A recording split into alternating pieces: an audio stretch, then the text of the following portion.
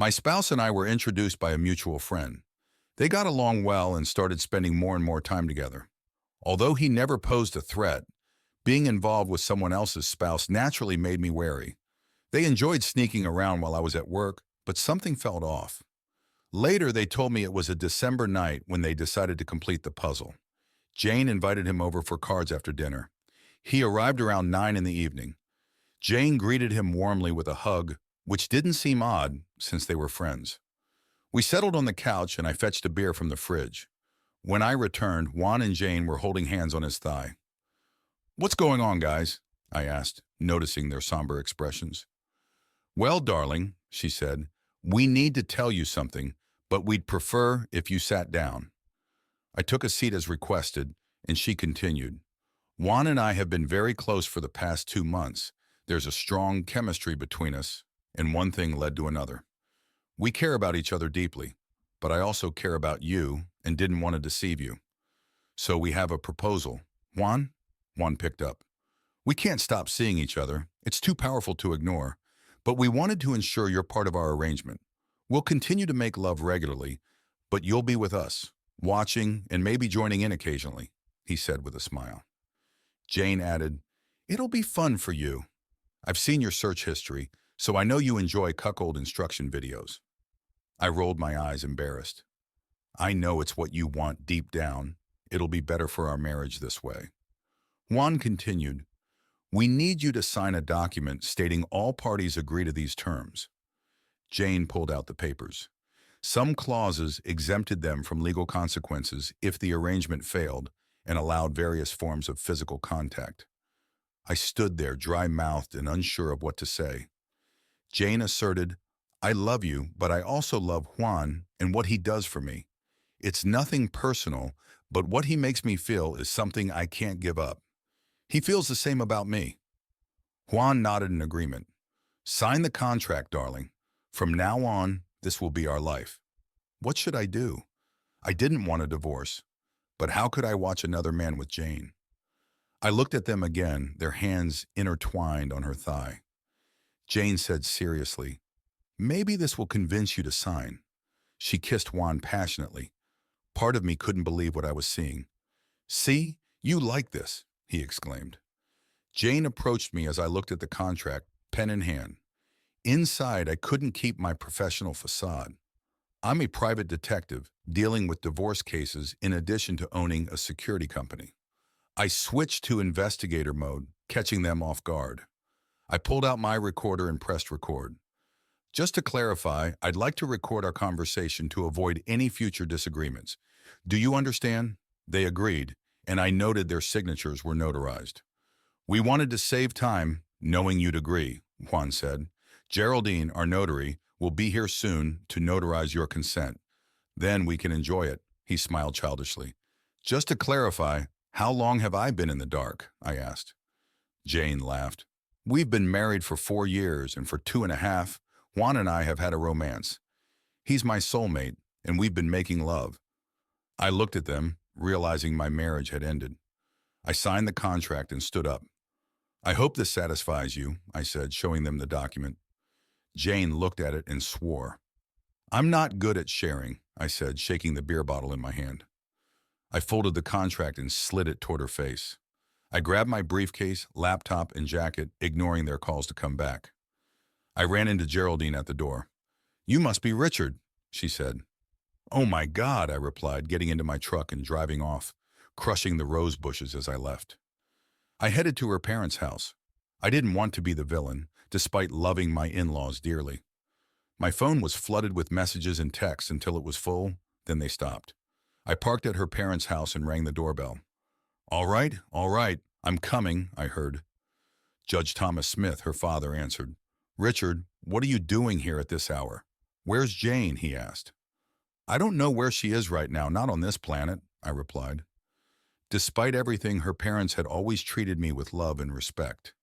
I handed him the contract and placed my recorder on the kitchen table. "What's this?" he asked, reading it. His eyes widened. "Is this true?" he asked. I turned on the recorder, and they listened to the conversation. Her mother gasped, her robe slipping open. Her night is ruined, I thought. She finished reading and looked at me. I don't think there's any way to avoid this, is there? She asked. What would you do in my situation? I replied. Her father sighed. I understand, son. Sometimes a snake just slips into the garden. Go get some rest and do what you have to do, but don't do anything foolish. Understood? Yes, sir. I apologize for everything. It's not your fault, son, he said. I left and drove to a nearby inn, checked in for a week, raided the minibar, then collapsed and vomited.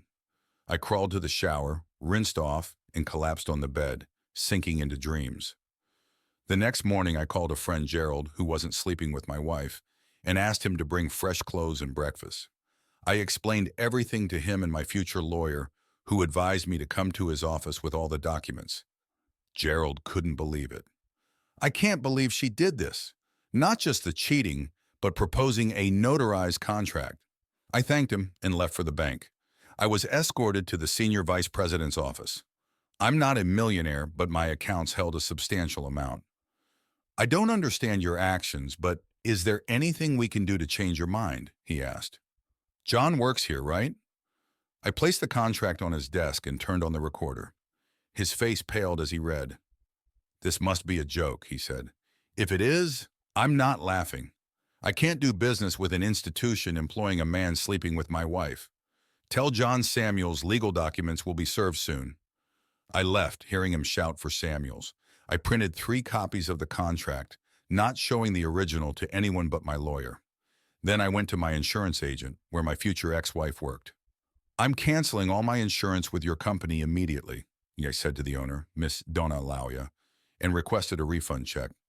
I can't do business with someone hiring a deceitful wife. Hold on a moment, Richard. Your personal feelings can't influence how my company conducts business, she said as I placed a copy of the contract on her desk, staring intently at it. You need to listen to the audio recording, I insisted.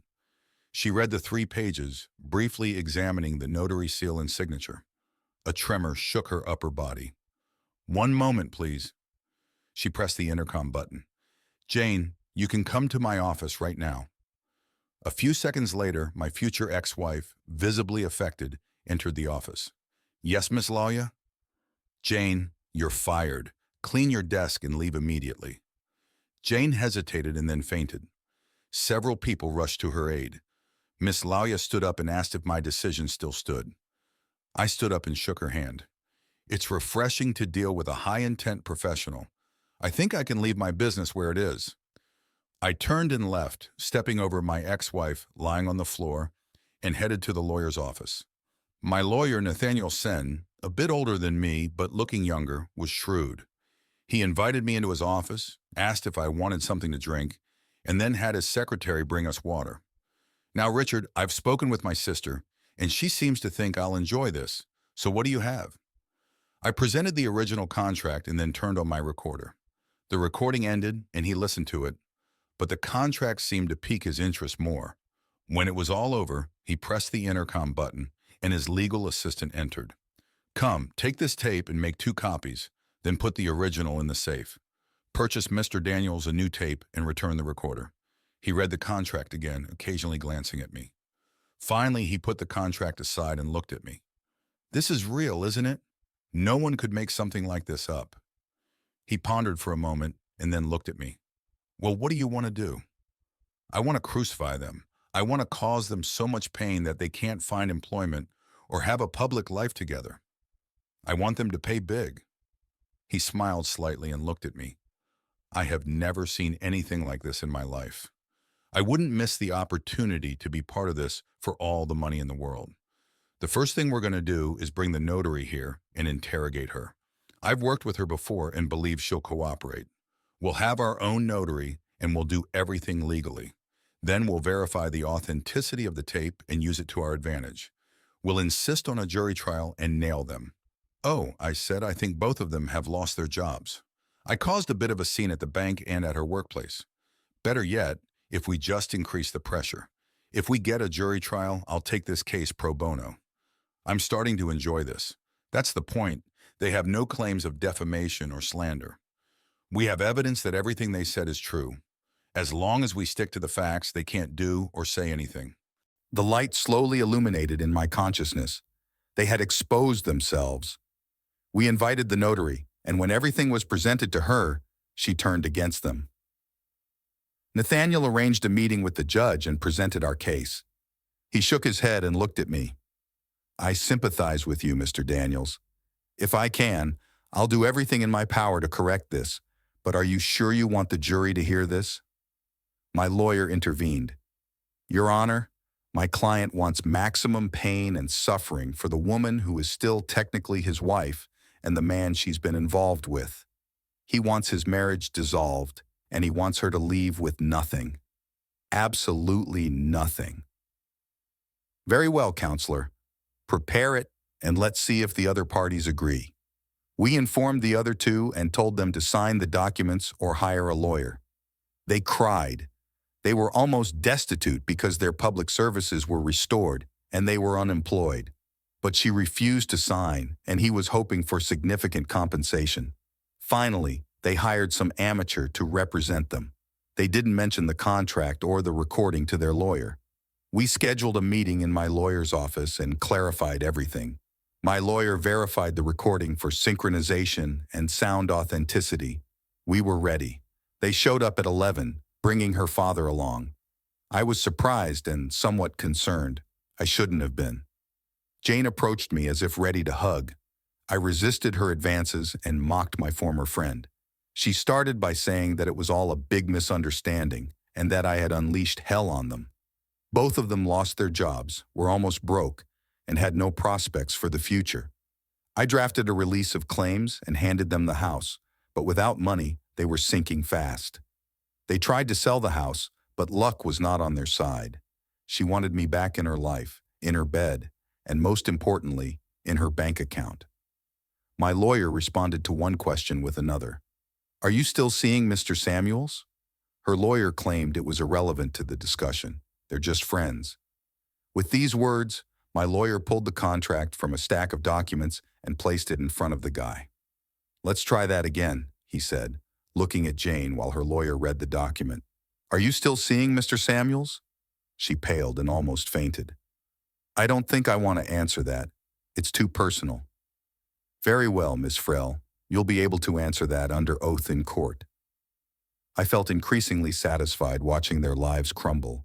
Her lawyer finished reading the contract and seemed like he was about to faint. They never mentioned this before, he exclaimed. He turned to my lawyer. All of this is hearsay. They have no real evidence. That's when my lawyer produced an affidavit from Miss Geraldine Schultz, their notary. He handed it to the lawyer along with a signed and notarized statement from me about what was said and demanded. Then he took out the tape recording. This is admissible in court as your clients knew it was happening and willingly accepted it, he said. My guy pressed play and their whole world fell apart. Her lawyer looked terrified. That's when her father, the judge, spoke up and resolved everything. He slammed the table with his hand and stared at her lawyer. Enough, Jane. Mr. Samuels, you're fired. Jane, sign the documents and clear your head. Samuels, I want you gone by tomorrow night. Keep in mind that your name is a co-defendant in the divorce suit. You'd better find legal representation before Richard decides against you. And Jane, I understand you won't gain anything from this. I believe if you go to trial, you'll get even less. My mother and I are disgusted with you and your behavior. Your brother refuses to bring his wife and children to our house while you stay there, so you'd better start looking for another place to stay. You chose him over your husband, so maybe you two will work out. I heard him mutter that under his breath. I hope it doesn't. It turned out that Jane's parents were paying the bills for her legal representation, so she signed everything while Samuels got up and ran out of the room, disappearing from the face of the earth. I had nothing to do with them at that point. 3 months later, I was the only one sleeping in my bed, and I was a lonely man.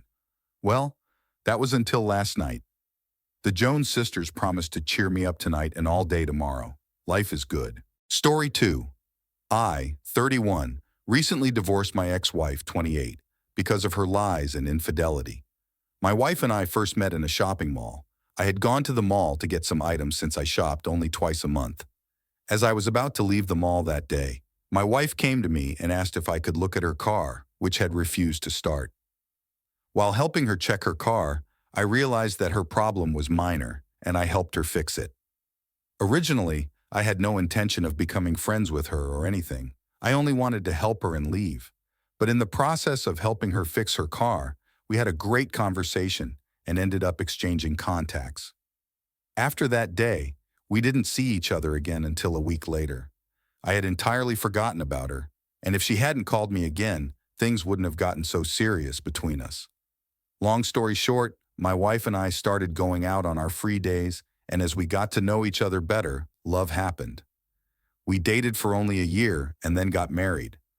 Before my wife and I settled down, she told me about her previous relationship, and I told her about mine.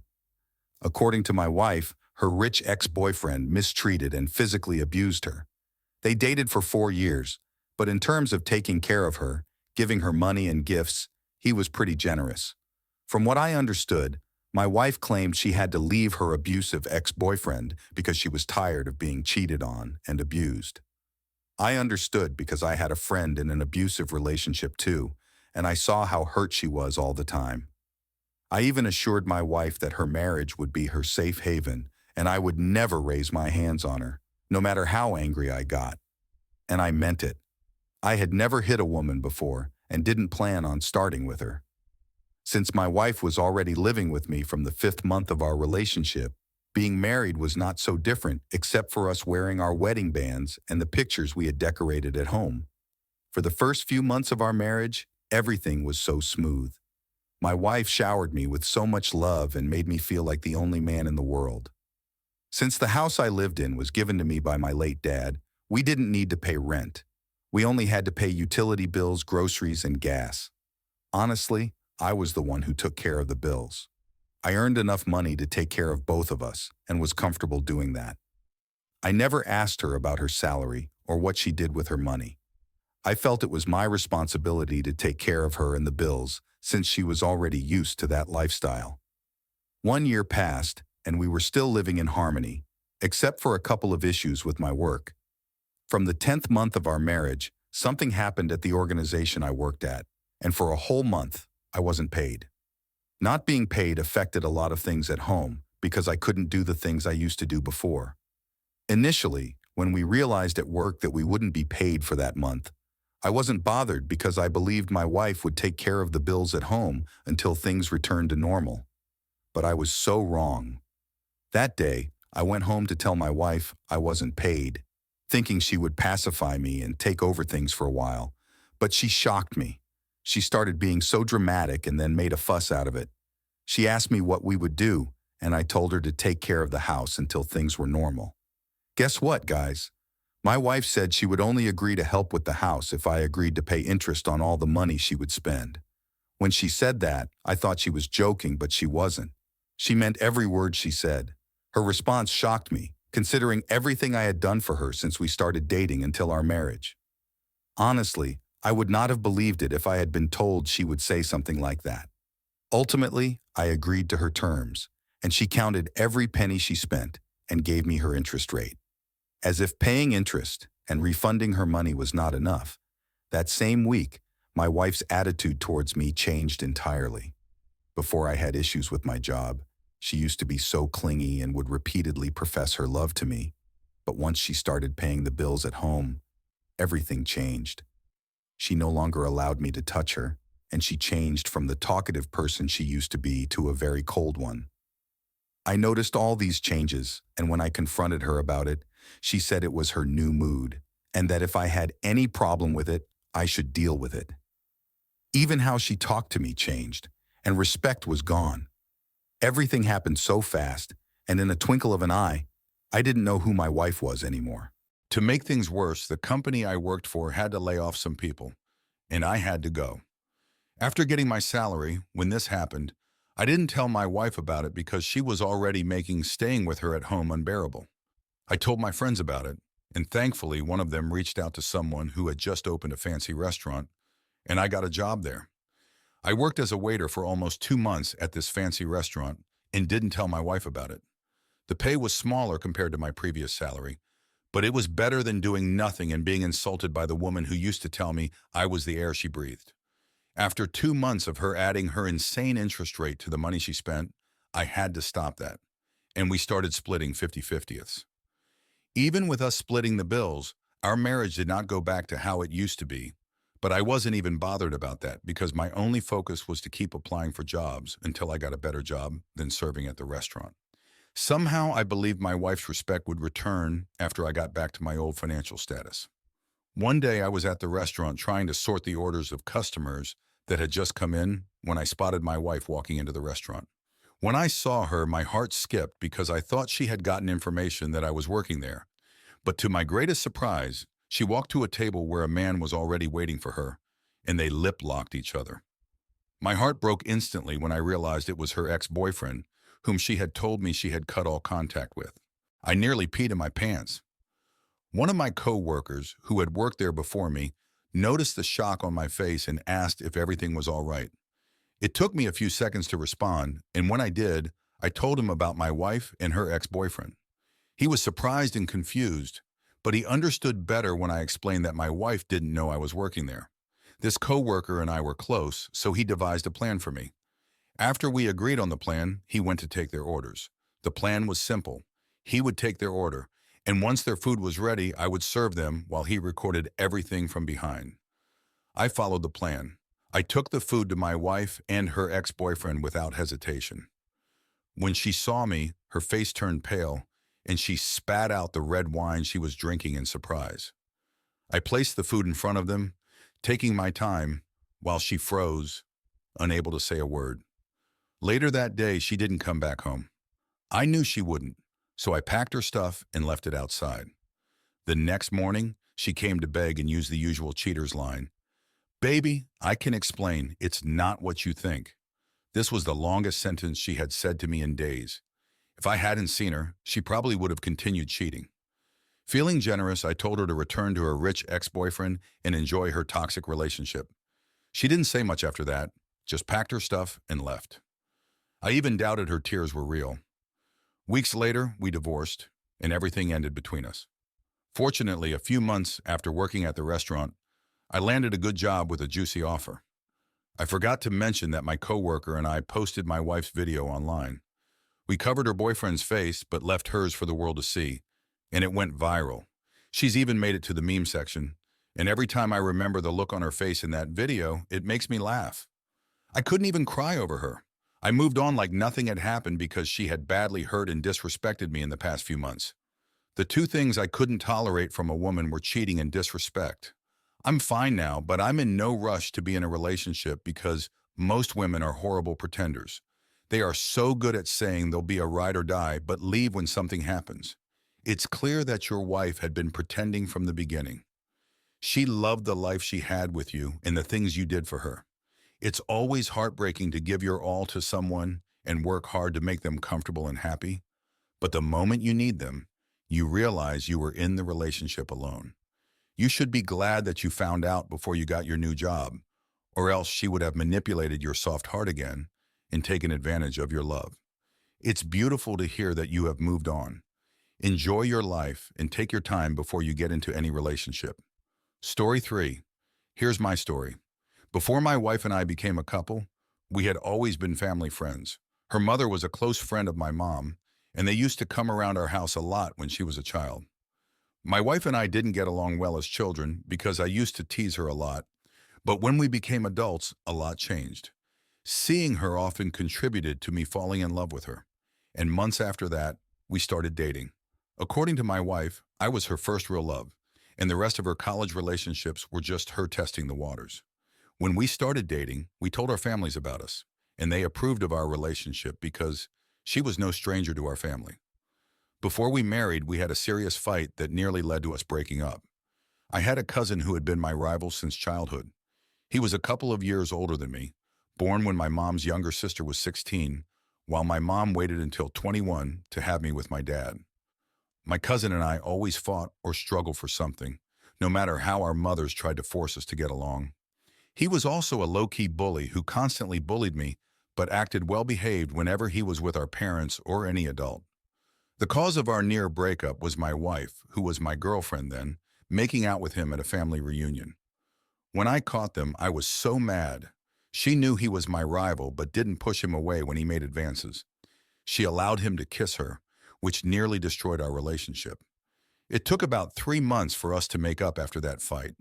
That was after I looked at things from her angle and realized she was strongly under the influence of alcohol.